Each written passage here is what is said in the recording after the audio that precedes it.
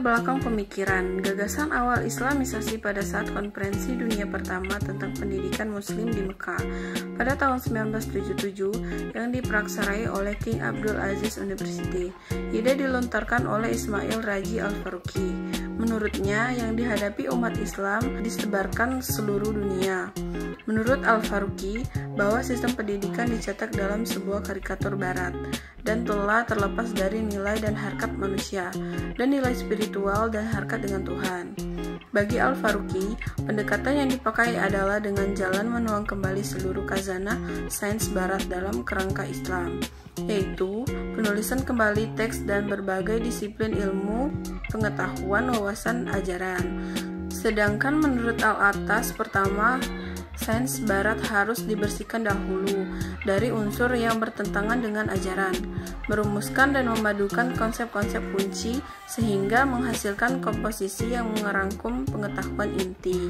Islamisasi ilmu pengetahuan mempunyai tujuan mewujudkan kemajuan peradaban yang masih juga tidak menghendaki terpuruknya kondisi umat Islam di tengah-tengah akselerasi perkembangan iptek.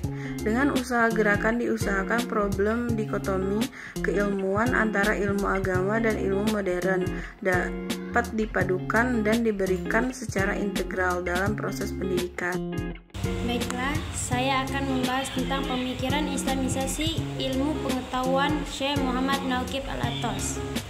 Kebenaran dan realitas dalam pandangan Barat tidak dirimulasikan atas dasar pengetahuan wahyu dan keyakinan, melainkan atas tradisi budaya didukung dengan premis-premis filosofis yang didasarkan pada spiritualisasi atau perenungan-perenungan terutama yang berkaitan dengan kehidupan duniawi yang berpuasa pada manusia, antarmorfisme sebagai makhluk fisik dan sekaligus sebagai makhluk rasional. Dan seandainya alasan yang melatar belakangi perlunya Islamisasi dalam pandangan Faruqi adalah bahwa umat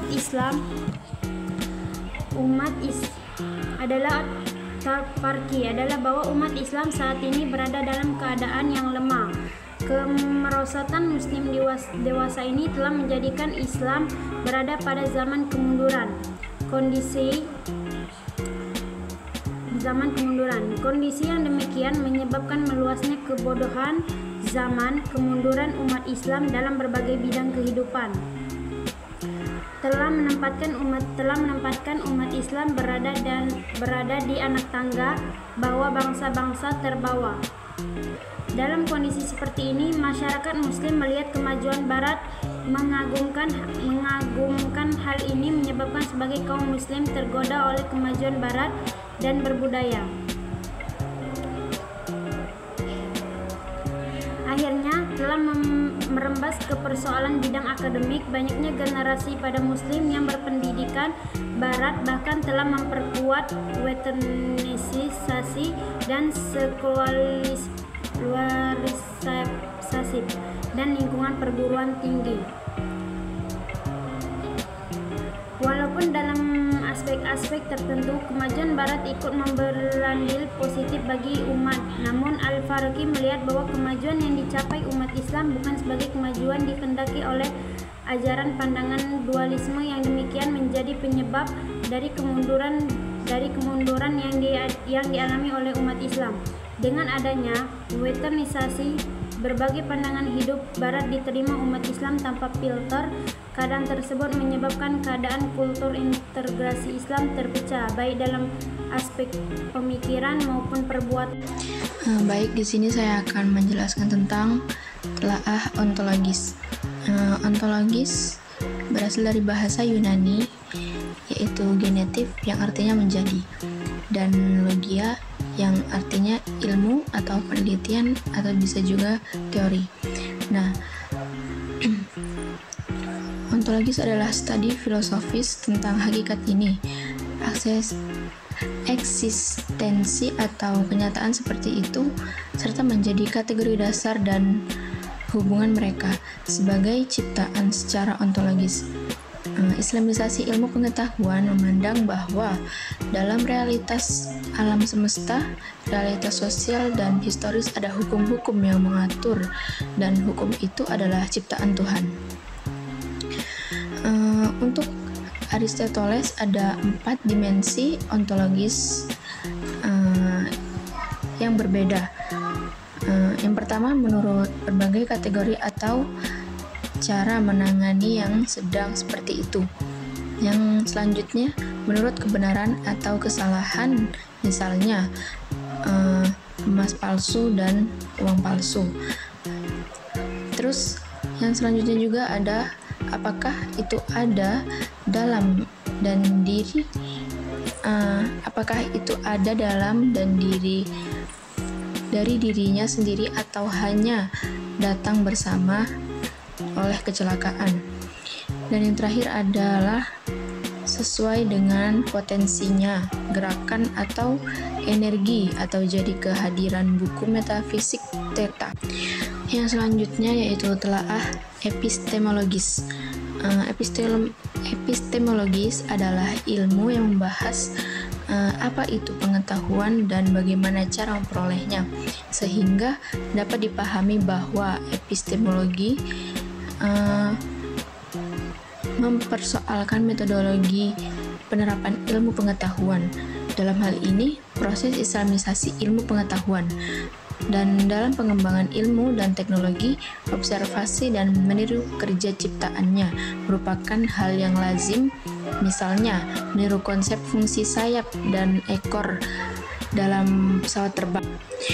Epistemologis atau teori pengetahuan adalah cabang yang berurusan dengan hakikat dan lingkup pengetahuan, pengandaian-pengandaian dan dasar-dasarnya, serta penanggung-jawaban atas pertanyaan mengenai pengetahuan yang dimiliki. Pengetahuan dan kuasa manusia satu sama lain. Menurutnya, alam tidak dapat dikuasai kecuali dengan jalan menaatinya. Dan agar dapat taat pada alam, manusia perlu mengenalnya terlebih dahulu, dan untuk mengetahui alam diperlukan observasi. Dan yang ketiga ada telaah aksiologis. Pengertian aksiologis.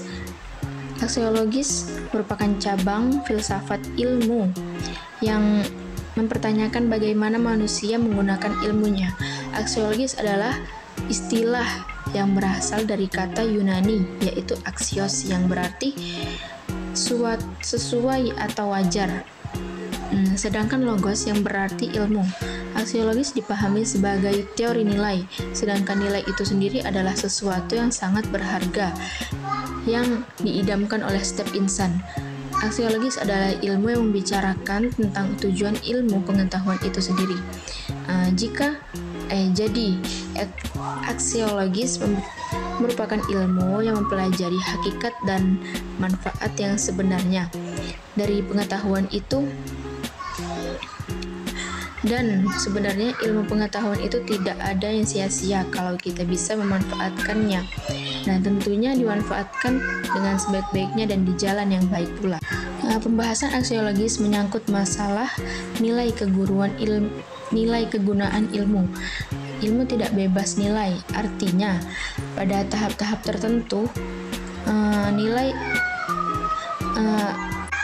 kadang ilmu harus disesuaikan dengan nilai-nilai budaya dan moral suatu masyarakat, sehingga nilai kegunaan ilmu tersebut dapat dirasakan oleh masyarakat dalam usahanya meningkatkan kesejahteraan bersama, bukan sebaliknya, malahan menimbulkan bencana. Dan pembahasan terakhir yaitu kegunaan aksiologis terhadap tujuan ilmu pengetahuan berkenaan dengan nilai guna ilmu, baik itu ilmu umum maupun ilmu agama. Tak dapat dibantah lagi bahwa kedua ilmu itu sangat bermanfaat bagi seluruh umat manusia. Dengan ilmu, seseorang dapat mengubah wajah dunia. Nilai kegunaan ilmu untuk mengetahui kegunaan filsafat ilmu atau untuk apa filsafat itu digunakan.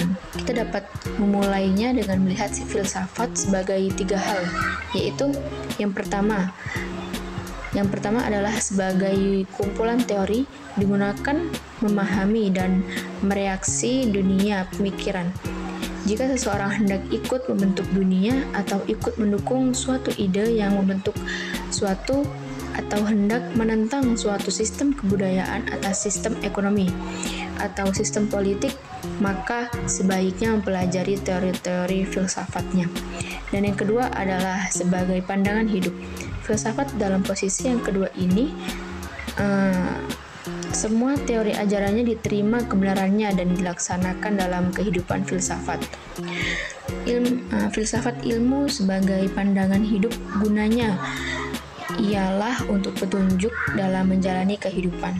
Dan yang terakhir yaitu adalah sebagai metodologi dalam memecahkan masalah. Penyelesaian yang detail itu biasanya dapat mengungkap semua masalah yang berkembang dalam kehidupan.